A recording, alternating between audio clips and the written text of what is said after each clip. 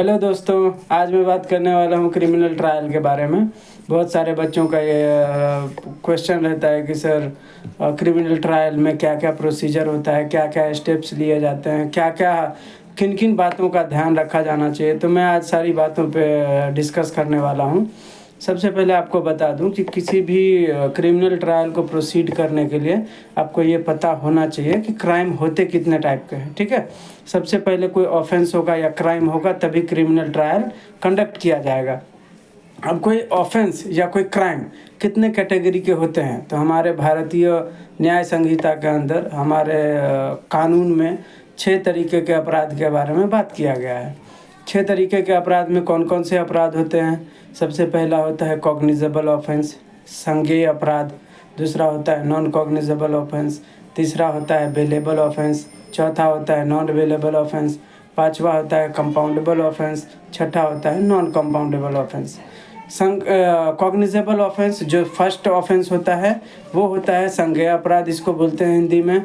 ऐसा अपराध जिसमें पुलिस को बिना वारंट किसी को भी अरेस्ट करने का अधिकार मिल जाता है, ऐसे अपराध कॉग्निजेबल अपराध माने जाते हैं। इसका नेचर होता है कि ये हीनियस क्राइम होता है, इससे सोसाइटी एट लार्ज इफेक्ट होता है। जैसे मान के चलो मर्डर हो गया, रेप हो गया, या एसिड अटैक हो गया, रॉबरी हो गया, डकैती हो गया। ये जो बड़े बड़े अपराध हैं वो कॉग्निजेबल ऑफेंस में आते हैं। दूसरा है नॉन कॉग्निजेबल ऑफेंस, गैर संज्ञेय अपराध। इसमें या असंज्ञेय अपराध, इसमें पुलिस को संज्ञान लेने की ज़रूरत नहीं होती है। पुलिस एनसीआर लिखता है, नॉन कॉग्निजेबल रिपोर्ट, और वो मैजिस्ट्रेट को फॉरवर्ड कर देता है। इसमें पुलिस को किसी को अरेस्ट करने का अधिकार नहीं होता है बिना वारंट के। ठीक है, और ये थोड़ा लेस सीनियस होता है। जैसे किसी का पर्स मार लिया, किसी का डिफेमेशन का केस है, मानहानि कर दिया, या किसी के घर के अंदर ट्रेसपास कर दिए, तो जो छोटे मोटे अपराध होते हैं वो आपका नॉन कॉग्निजेबल ऑफेंस होता है। तीसरा होता है बेलेबल ऑफेंस, इसको बोला जाता है जमानती अपराध। जमानती अपराध का मतलब होता है कि कोई भी ऐसा अपराध जो लेस हीनियस है, जो छोटा मोटा है, जिसमें पुलिस आपको जमानत दे सकता है और जमानत आपका ये अधिकार होता है। ऐसे अपराध को जमानती अपराध या बेलेबल ऑफेंस कहा जाता है। चौथा होता है नॉन बेलेबल ऑफेंस, गैर जमानती अपराध। इसमें आपको जमानत का अधिकार नहीं रहता है, राइट नहीं रहता है आपको बेल मिलना, लेकिन हाँ आपको अगर कोर्ट में सेटिस्फेक्शन, कोर्ट को अगर सेटिस्फाई करते हो कि आपका इस अपराध में रोल नहीं था, तो कोर्ट आपको बेल देने का मन बना सकता है। तो ऐसे अपराध जिसमें अपराधी को बेल लेना राइट नहीं होता है वो होता है नॉन बेलेबल ऑफेंस। ये हीनियस होता है। जैसे कोई बड़ा अपराध आपने किया तो वो नॉन बेलेबल होता है, उसमें पुलिस आपको बेल नहीं दे सकता, कोर्ट ही दे सकता है बेल, और वो भी कोर्ट को सेटिस्फेक्शन होगा तब। जैसे रेप हो गया, मर्डर हो गया, क्रिमिनल कॉन्स्पिरेसी हो गया, आपका डकैती हो गया, रॉबरी हो गया, एसिड अटैक हो गया, तो ये बड़े बड़े अपराध जो होते हैं वो नॉन बेलेबल होते हैं। पांचवा है कंपाउंडेबल ऑफेंस। कंपाउंडेबल मतलब समझौता योग्य अपराध। ऐसे अपराध जो छोटे मोटे हैं, जो नेचर में लेस हीनियस है, उसमें क्या होता है कि आप अपोजिट पार्टी के साथ समझौता करके केस ख़त्म कर सकते हैं। तो ऐसे अपराध को कंपाउंडेबल अपराध कहा जाता है, कंपाउंडेबल ऑफेंस। छठा होता है non compoundable offence. Non compoundable offence का मतलब होता है गैर समझौता योग्य अपराध। इसमें आप समझौता नहीं कर सकते हैं, चाहे सामने वाला पार्टी राजी हो जाए, आप चाहो तो दोनों मिलकर ख़त्म करना, फिर भी नहीं कर सकते जब तक कोर्ट आपको परमिशन नहीं देता। बड़े बड़े अपराध में आप समझौता नहीं कर सकते हो, वो नॉन कंपाउंडेबल होता है। जैसे मर्डर हो गया, रेप हो गया, एसिड अटैक हो गया, आप सामने वाले को कितना भी पैसा दे दो, अगर वो नहीं करना चाहे तो नहीं कर सकता है, और तो वो चाहे भी तो वो कोर्ट जब तक नहीं परमिशन देगा तब तक आप नहीं कर सकते समझौता। तो वो होता है नॉन कंपाउंडेबल ऑफेंस। तो ये 6 तरीके का अपराध होता है। अब कोई अपराध कॉग्निजेबल है, बड़ा अपराध है, या नॉन कॉग्निजेबल है, छोटा अपराध है, ये इसकी सूचना पुलिस को पहले दी जाती है। जैसे मान के चलिए एक एग्जांपल देता हूँ, राजू रोड से जा रहा था, उसका किसी ने मर्डर कर दिया। तो जो तीसरा आदमी है श्याम, उसने देखा कि राजू का किसी ने मर्डर कर दिया। अब वो पुलिस स्टेशन पहुंचा और पुलिस में शिकायत दर्ज किया, ठीक है, कि यहाँ पे मर्डर हुआ है, राजू का मर्डर हुआ है। मारने वाला कौन था मुझे नहीं मालूम। इन्फॉर्मेंट का मतलब होता है जो किसी अपराध के होने की सूचना पुलिस वाले को देता है, ठीक है। इन्फॉर्मेंट कोई भी हो सकता है, जिसके साथ अपराध हुआ है वो भी हो सकता है, जिसने अपराध देखा है वो भी हो सकता है। पुलिस वाला खुद भी इन्फॉर्मेंट हो सकता है। अगर पुलिस वाला कहीं जा रहा है पेट्रोलिंग पे, उसके सामने कोई अपराध हुआ तो वो खुद भी एफआईआर लिख सकता है और उसमें इन्फॉर्मेंट में अपना नाम लिख सकता है, ठीक है।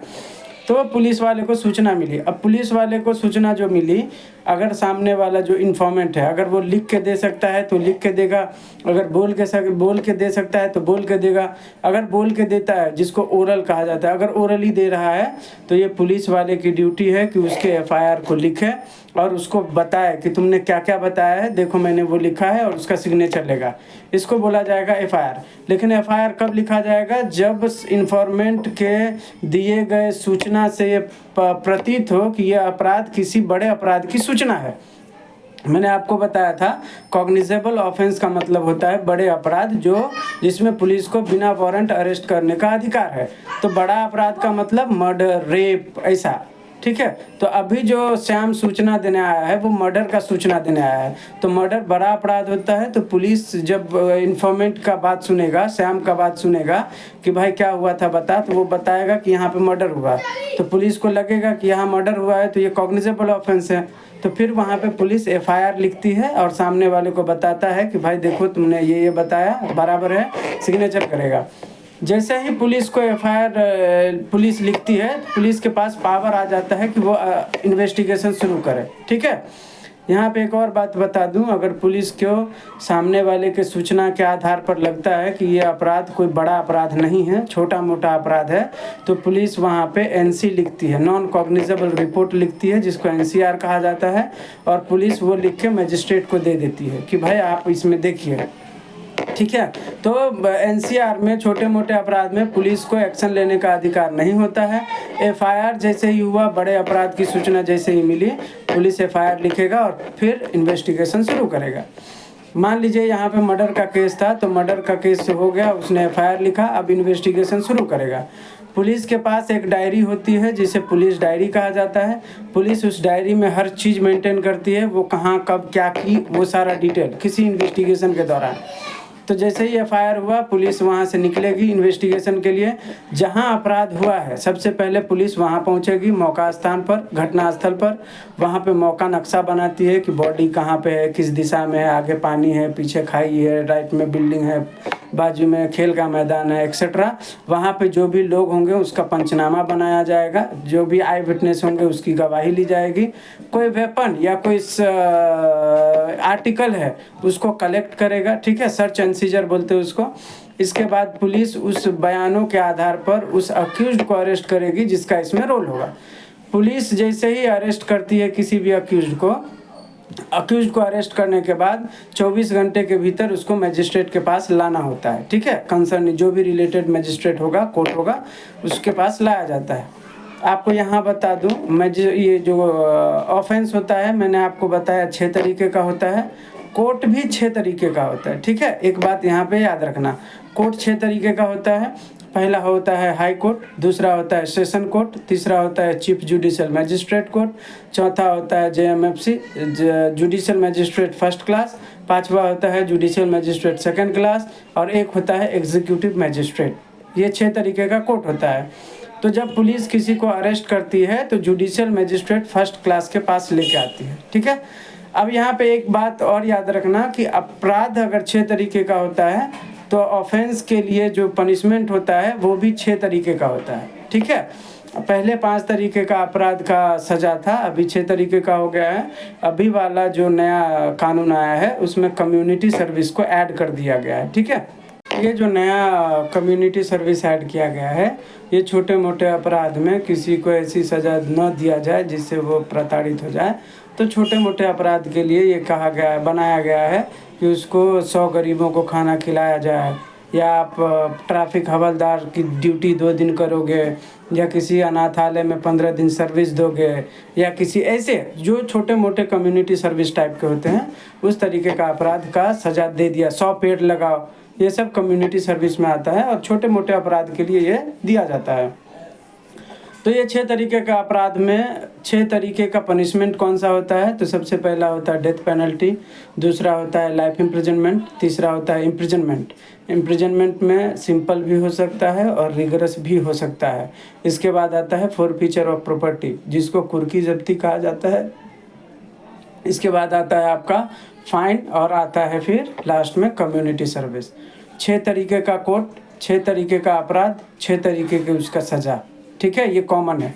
अब हम आगे बढ़ते हैं। अब जुडिशियल मजिस्ट्रेट फर्स्ट क्लास के पास अरेस्ट किया गया जो व्यक्ति था उसको लेके आया गया कोर्ट में। अब कोर्ट के पास 2 ऑप्शन है, या तो उसको जेल भेजे या तो उसको पुलिस के हवाले कर दे कि इन्वेस्टिगेशन आगे और बढ़ाओ, ठीक है।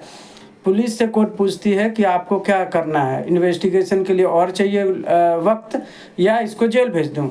उनके जो वकील होते हैं, जो अक्यूज्ड का वकील होता है, वो ये दलील रखता है कि अभी पुलिस को कस्टडी में देने की ज़रूरत नहीं है, 24 घंटे में उन्होंने जो पूछना था वो पूछ लिया है, अभी इसको जेल भेजा जाए।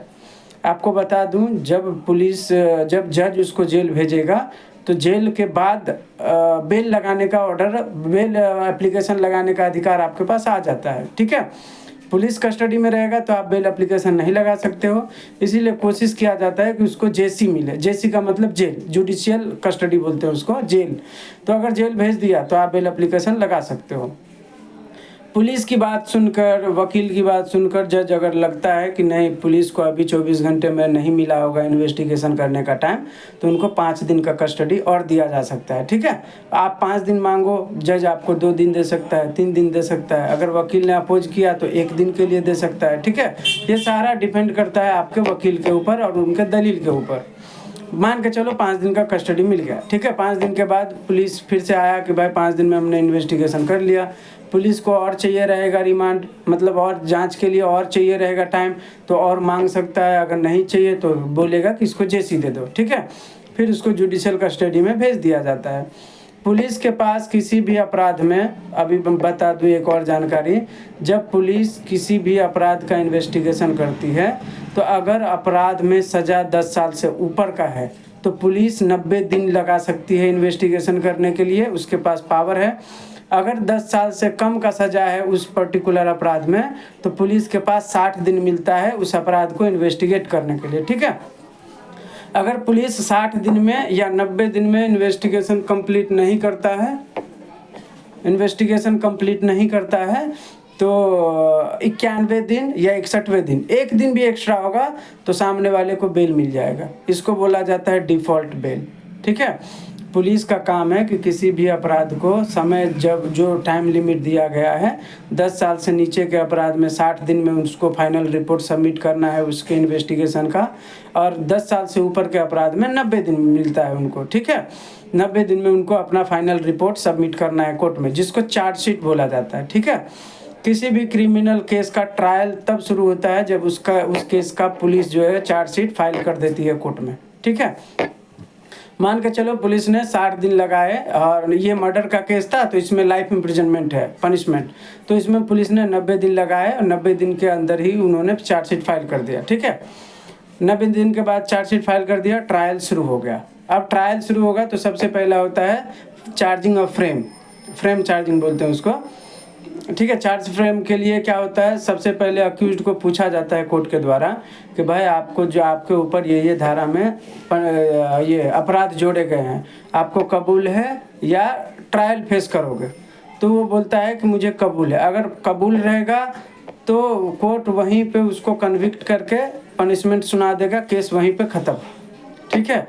आमतौर पे ऐसा नहीं होता है, कोई भी अपराधी नहीं बोलता है कि मैंने अपराध किया है, वो बोलता है मुझे ट्रायल फेस करना है, ठीक है।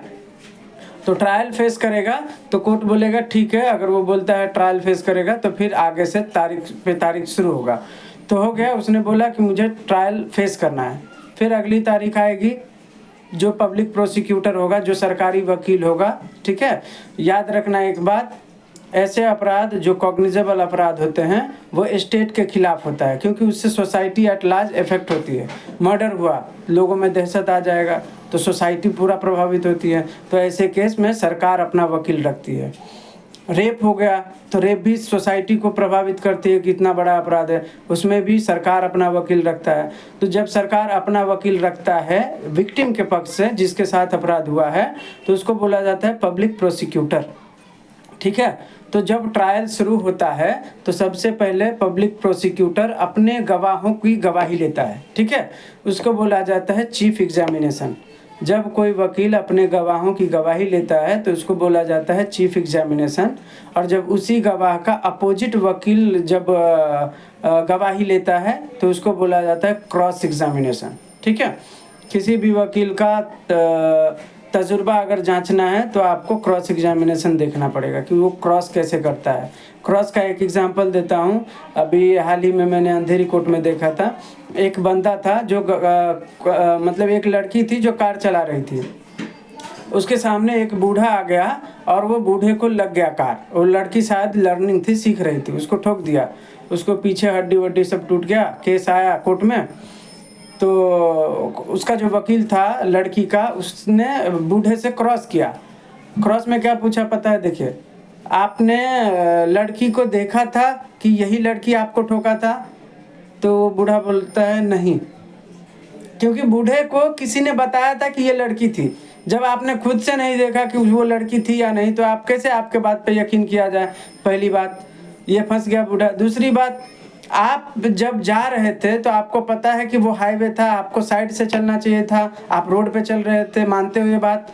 तो बोलता है रोड के साइड में चल रहा था। तो बोलता है रोड हाईवे था या नॉर्मल रोड था? तो हाईवे था।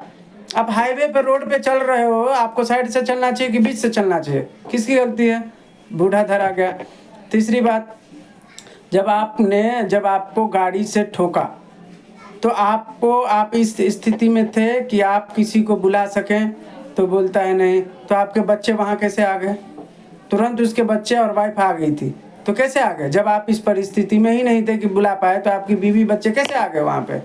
तो बूढ़ा फंस गया। तो क्रॉस इसको बोला जाता है। ठीक है, कि आपको सामने वाला जो प्रोसिक्यूशन का जो विटनेस है, जो विक्टिम का विटनेस होता है उसको PW कहा जाता है, और जो अक्यूज्ड का विटनेस रहता है उसको DW कहा जाता है। DW मतलब डिफेंस विटनेस, PW का मतलब होता है प्रोसिक्यूशन विटनेस।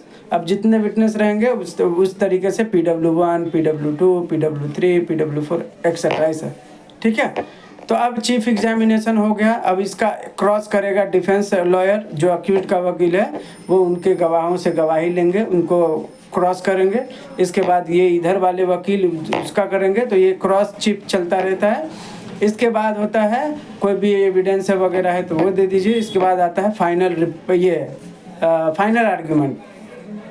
फाइनल आर्ग्यूमेंट में दोनों पार्टी अपनी अपनी बात रखता है, फिर कोर्ट कंसीडर करता है, जजमेंट पे आता है। ठीक है, अब जजमेंट में दो चीज़ें हो सकता है, या तो उस अक्यूज को अक्विट कर दिया जाएगा या कन्विक्ट कर दिया जाएगा। अक्विट का मतलब होता है हिंदी में दोष मुक्ति, और कन्विक्ट का मतलब होता है दोष सिद्धि। मतलब किसी बंदे के ऊपर दोष मुक्ति हुआ तो मतलब उसको छोड़ दिया जाएगा, अक्विट कर दिया जाएगा। अगर दोष सिद्ध हो गया तो उसको बोला जाता है कन्विक्शन। ठीक है, अगर कन्विक्ट होता है, ठीक है, तो कन्विक्ट होगा तो उसको सजा होगा इतने साल उतने साल का। अगर दोष सिद्धि हो गया तो वो वहाँ से अक्विट हो जाएगा। इससे पहले एक स्टेज आता है जब आप ये बेल एप्लीकेशन फाइल करते हो। कब कर सकते हो? जब उसको जुडिशियल कस्टडी मिला हो। मैंने आपको बताया था कि जब पुलिस रिमांड के लिए जाती है, तो पुलिस रिमांड के लिए जब जाती है तो कोर्ट में बोलता है कि मुझे 5 दिन का कस्टडी चाहिए, क्योंकि इससे इन्वेस्टिगेशन करना है। 5 दिन हो गया, पुलिस को कुछ नहीं मिला, फिर वो गई मुँह उठा के फिर बोलता है 5 दिन का चाहिए। इस बार आपका वकील बोलता है सर 5 दिन दे दिए थे, अब क्यों चाहिए? अब तो ज़रूरत ही नहीं है, तो इसको जुडिशियल कस्टडी दे दीजिए। तो जुडिशियल कस्टडी देने के बाद आपको बेल एप्लीकेशन लगाने का अधिकार हो जाता है। बेल एप्लीकेशन आपने लगाया, कोर्ट को लगा कि यार इसके बाद में तो दम है, अभी तक पुलिस को 5 दिन में कुछ मिला नहीं है और इसका लिंक कहीं दिख नहीं रहा है, तो मेरा 4 दिन पहले ही ऐसे ही जुडिशियल कस्टडी में ही बेल हो गया। ठीक है, तो बेल हो जाता है। कोर्ट कंसीडर करती है कि पुलिस अभी 5 दिन में कुछ दिखा ही नहीं पाया कि इसका लिंक है या नहीं है, तो उसको बेल दे दिया जाता है।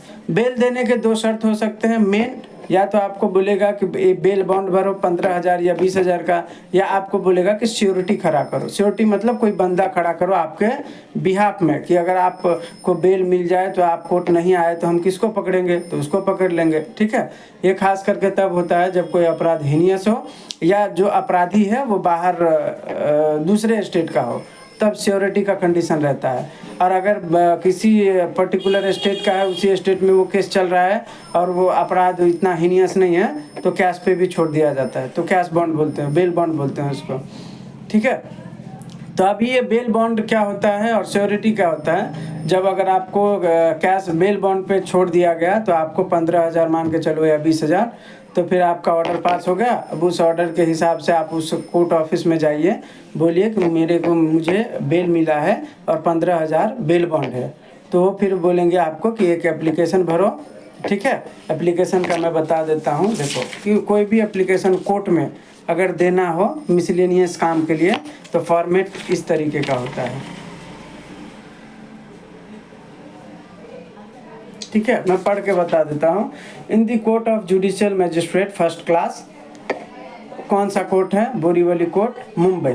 आपके केस का नंबर होता है पर्टिकुलर, SS 4 डिजिट या 3 डिजिट, और कौन से ईयर का था वो लिखना रहता है। ठीक है, इसके बाद कंप्लेनेंट का नाम, पुलिस वाले जो स्टेट रहता है स्टेट कोर्ट में, और जो पुलिस स्टेशन ने आपका केस दर्ज किया था उसका नाम, और नीचे अक्यूज्ड का नाम लिखा जाता है और डैश वर्सेस अक्यूज्ड। ठीक है, फिर एप्लीकेशन फॉर, अब जिस चीज़ के लिए एप्लीकेशन कर रहे हो उसके बारे में लिख दो, और नीचे लिख दो for the act of kindness the accused as may shall ever pray.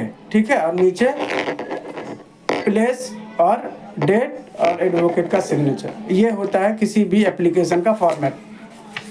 अब मान के चलो आपको बेल बॉन्ड मिला है, तो आप ये एप्लीकेशन लेके जाओ। ठीक है, और उसमें लिख दो कि application for seeking cash bail bond, ठीक है, मे बी ग्रांटेड, ऐसा करके आप लिख सकते हो। और ये एप्लीकेशन जेसी को दे दो, जुडिशियल क्लर्क को ऑफिस में, वो फिर जेसी के डायस पे, कोर्ट के डायस पे ला के रख देगा। जज फिर वो देखेंगे, फिर अगर उनको लगेगा तो वो सिग्नेचर करके आपको दे देंगे। जैसे ही वो हो गया, आप 15,000 लाए हो या 20,000 जो भी लाए हो, एक पेपर पे उसका नंबर लिख लो, सारे नोट के कि कौन कौन से नंबर हैं। फिर आप कैश काउंटर पे जाओ और वहाँ पे ये 15,000 का जो आपका डिटेल है वो दे दो। फिर वो आपको रिसिप्ट देंगे, वो रिसिप्ट लेके फिर आप ये जो कोर्ट का ऑफिस है वहाँ पे वो जमा कीजिए। फिर वहाँ पे वो सील बिल करके आपको देंगे और वो अपने पास रिकॉर्ड रखेंगे, फिर आपको रिसिप्ट दे देंगे। हो गया आपका बेल बॉन्ड ख़त्म।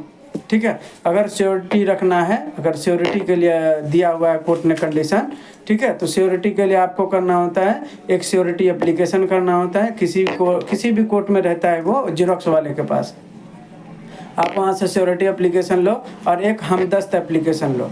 श्योरिटी एप्लीकेशन में जो भी श्योरिटी है उसका नाम लिखो। श्योरिटी के लिए आपको 5-6 चीज़ें ज़रूरी है। राशन कार्ड लगता है, ड्राइविंग लाइसेंस लगता है, आधार कार्ड लगता है, पैन कार्ड लगता है, बैंक स्टेटमेंट लगता है, अगर आपका घर का कोई प्रूफ है तो वो लगता है। इसके बाद आपका जो बिजनेस करते हो या जॉब करते हो उसका डिटेल लगता है, उसमें सैलरी कितना है वो सैलरी स्लिप लगता है, यही सब लगता है उसमें। ठीक है, इसके बाद जो है श्योरिटी एप्लीकेशन भरो, उसके पीछे सारे डॉक्यूमेंट अटैच कर दो और फिर वही कोर्ट ऑफिस में जाओ, उनको दे दो। फिर वो देखेंगे, फिर वेरीफाई करेंगे। आपका जो भी श्योरिटी है उससे पूछा जाएगा कि आप कौन लगते हो, इसके कैसे जानते हो, कितने साल से जानते हो, एक्सेट्रा। ठीक है, वो वेरीफाई कर लेंगे तो इसके बाद आपको जज के पास ले जाया जाएगा। फिर जज साहब आपसे वेरीफाई करेंगे कि आप कैसे जानते हो इसको, कब से जानते हो, कौन लगता है आपका, इसको श्योरिटी आप दे रहे हो, तो हाँ बस हो गया। जज फिर साइन कर देंगे, फिर आ जाएगा वो डॉक्यूमेंट ऑफिस में।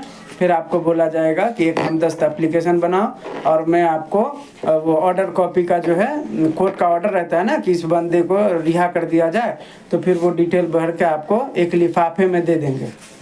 ठीक है, फिर वो लेके जाओगे आप कोर्ट में, तो फिर कोर्ट आपको जो है ये लेके जाओगे जेल में, तो जेल में आप ये आपको वहाँ पे वो एक पोस्ट ऑफिस जैसा रहता है डाक वाला, ठीक है, उसमें गिरा दो। फिर वो जब खुलेगा तो वो बंदा आपका बाहर हो जाएगा। ये श्योरिटी के केस में है। ठीक है, तो ये होता है प्रोसीजर। जब कोई भी बंदा बेल पे बाहर आता है तो कुछ कंडीशंस होते हैं, उसी में होता है एक बेल बॉन्ड का और एक होता है श्योरिटी का। एक ये भी कंडीशन लगाते हैं कोर्ट कि आपको मंगलवार या शनिवार या संडे को उस पर्टिकुलर पुलिस स्टेशन में हाज़िरी लगाना है। पर वीक, 2 वीक में, महीने में, जैसे कोर्ट को कंफर्टेबल फील करे वैसे आपके ऊपर लगा सकते हैं। 1-2 कंडीशन एक्स्ट्रा रहता है, जैसे आप विटनेस के पास नहीं जाओगे, आप उनसे बात नहीं करोगे, आप अपने घर पे रहोगे, किसी गवाह को टैंपर या एविडेंस को टैंपर नहीं करोगे, यही सब, ठीक है। जब लास्ट में किसी भी अक्यूज्ड को ये अभी मान के चलो बेल मिल गया, बेल मिलने के बाद क्या होगा, फिर तारीख पे तारीख आएगी। इसके बाद जो है पुलिस जो है अपना 90 दिन में चार्जशीट फाइल करेगा, फिर ट्रायल शुरू होगा, फिर यही जो प्रोसीजर मैंने आपको बताया था फिर वही कंटिन्यू होगा। दोनों पार्टी जो है एविडेंस लाएगा, चीफ होगा, एग्जामिनेशन होगा, क्रॉस एग्जामिनेशन होगा, फिर फाइनल आर्गूमेंट होगा, फिर जो है फाइनल या तो उसको छोड़ दिया जाएगा या तो उसको कन्विक्ट कर दिया जाएगा। इसके बाद सामने वाले के पास 2 ऑप्शन रहता है, या तो जैसे मिला वो झेल लो, या तो अपील में जाओ ऊपर के कोर्ट में, चैलेंज करो कि ये जो कन्विक्शन है वो गलत है, नहीं होना चाहिए। तो ये होता है क्रिमिनल ट्रायल का प्रोसेस, ठीक है। इसी में मैं आपको ये बताना शायद भूल गया कि 6 तरीके का कोर्ट होता है, 6 तरीके का पनिशमेंट होता है, 6 तरीके का ऑफेंस होता है। ये तीनों तो मैंने आपको क्लियर कर दिया था, बस यही है, अभी फ़िलहाल याद नहीं आ रहा है। और भी बहुत सारी चीज़ें हैं, ठीक है। एविडेंस भी बहुत तरीके का होता है कि आप कौन सा एविडेंस कब देने वाले हो, कौन से एविडेंस को कोर्ट एक्सेप्ट करेगा। इसी तरीके से आपका विटनेस भी बहुत सारे तरीके का होता है, ठीक है। तो ये नेक्स्ट लेक्चर में हम लोग बात करेंगे, नहीं तो बहुत लंबा लेक्चर हो जाएगा। आप उम्मीद है आप लोगों को समझ में आया होगा, ठीक है। अगर अच्छा लगा हो वीडियो तो लाइक कर दीजिए, शेयर कर दीजिए, सब्सक्राइब कर दीजिए। Thank you so much.